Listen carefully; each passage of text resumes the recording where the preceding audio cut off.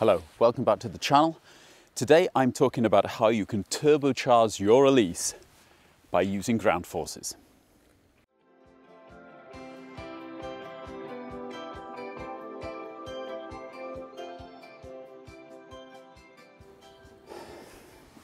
Last time I was talking about how you could turbocharge your release mainly by what was happening with your upper body, arms and hands, and the path that your arms and hands have to take in order to get more club head speed and hit the golf ball further. Today I want to expand on that by talking about how your lower body has to be working in order to use the forces of nature, the ground forces we call them, to actually help you to accelerate your release and your club head speed even further. Now, an awful lot is basically built around the movement of your shoulders, arms and hands, which are really the things which are accelerating the club. But there are a lot of kind of unseen forces working in a golf swing, which your body has to deal with in order to generate speed and accuracy in the shot.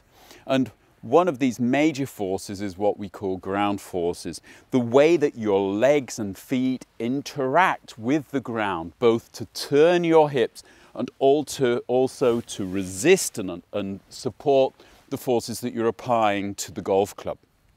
Now, if you think about it logically, if I am trying to move the club and the ball in this direction towards the target, in order to actually stay stable, my feet have got to be almost pressing away from the target. I've got to be resisting, very similar to how a spear thrower or discus thrower would be actually kind of resisting the movement of his body towards the target in order to stop himself kind of flying over the red line and getting a penalty.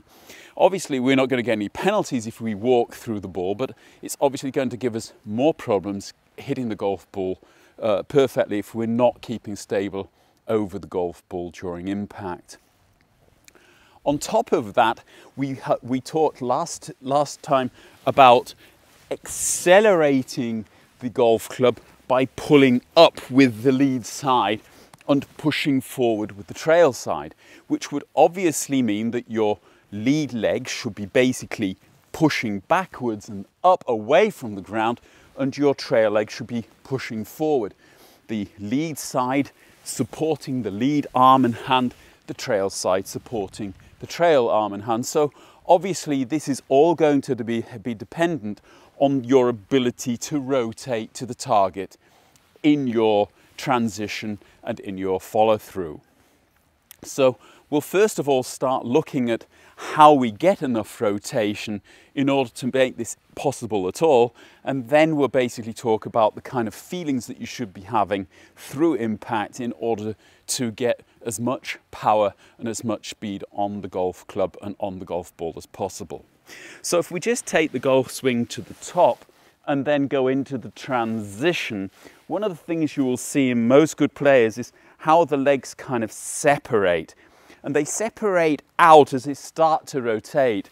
Your trail foot should be basically twisting in the shoe, pressing against the inside of the shoe, starting the rotation, but the trail leg is going to stay relatively stable, whereas the lead leg is pushing back and also twisting and getting the lead hip as far back and around as possible, as soon as possible. You want to, by the time you get down to around about hip height, you want to have your hips open to the target. Now, I know this looks very strange, and actually in a normal golf swing you won't actually see anybody in this position, but this is the kind of feeling you've got to get. Staying centered and twisting. If you think about pulling on a rope, if you have your hips parallel to the target, you're not going to be able to apply as much pressure to the rope as if you were turning with your hips to the target and you could actually pull in this way. And that's the same kind of thing in the golf swing. The further you can get yourself around before you go into extension and into the release, the more power that you can actually generate and the more resistance that you can actually create against the floor in order to keep you stable and to match one for one the the power and the energy that you're applying to the golf club and to the golf ball. So once we've actually got around here, we want to be basically loading the feet as well. The amount of power that you're going to actually get out of the ground will be exactly directly proportionate to the amount of power that you load into the ground.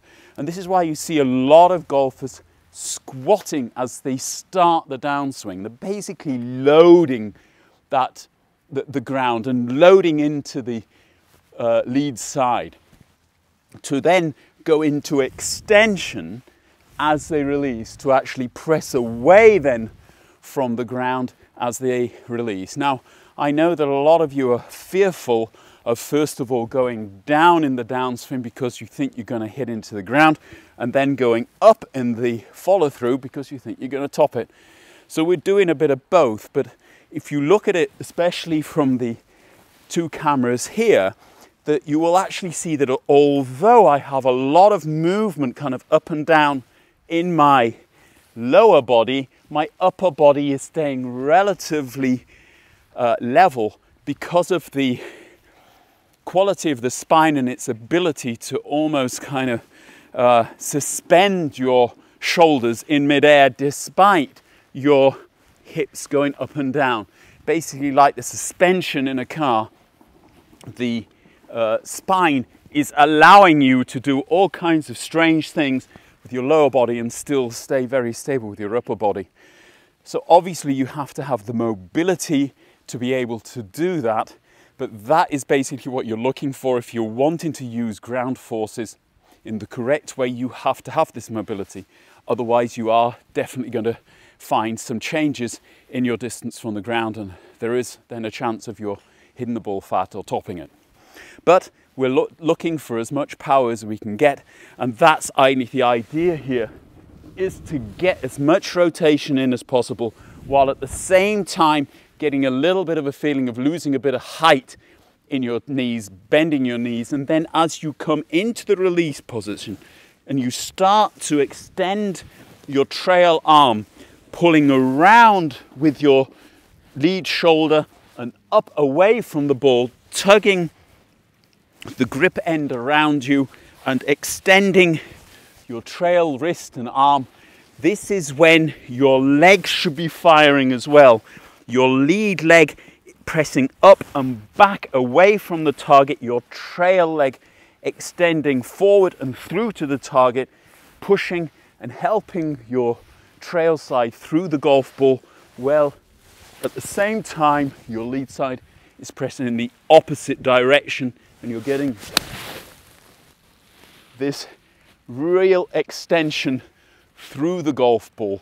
Your lead side extending backwards, upwards and away, your trail side extending through and out through the golf ball, and the whole thing being dragged around this plane that your golf swing creates through your shoulder rotation. All sounds extremely simple, doesn't it? Well, obviously not really.